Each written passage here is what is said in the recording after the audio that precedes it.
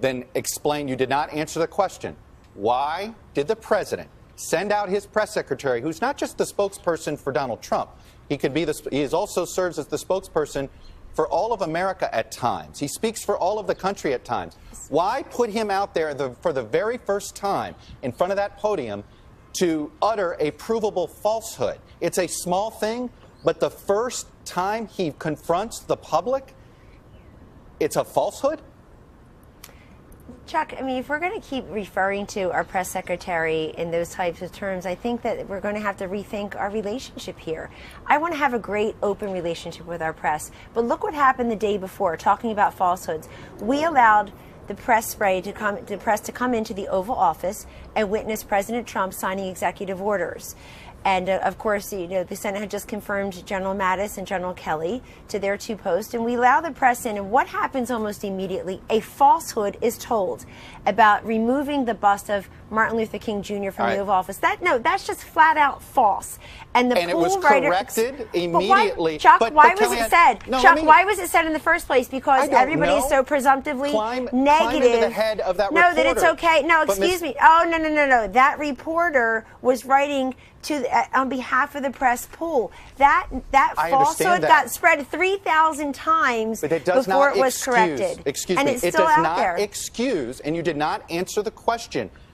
I did answer your question. No, you did not. You did not answer the question of why the president asked the White House press secretary to come out in front of the podium for the first time and utter a falsehood. Why did he do that? It undermines the credibility of the entire White House press office on day one. Don't be so overly dramatic about it, Chuck.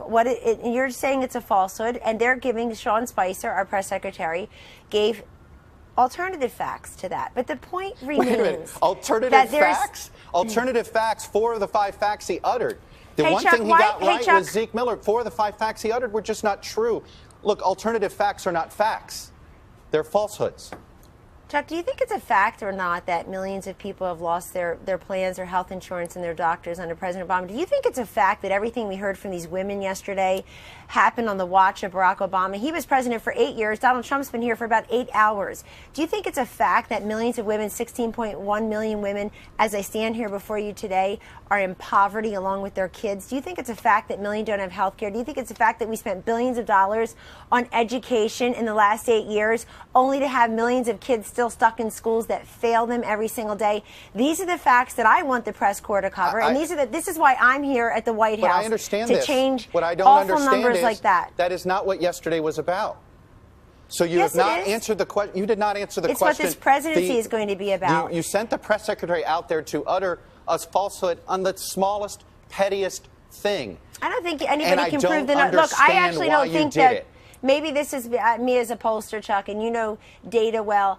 I don't think you can prove those numbers one way or the other. There's no way to really quantify crowds. We all know that. You can laugh at me all you want, but I'm very glad. I'm just Chuck, befuddled. Well, but you are, and I think it's actually symbolic of the way we're treated by the press. The way that you just laughed at me is actually symbolic of the way, very representative of the way we're treated by the press. I'll just ignore it. I'm bigger than that. I'm a kind and gracious person.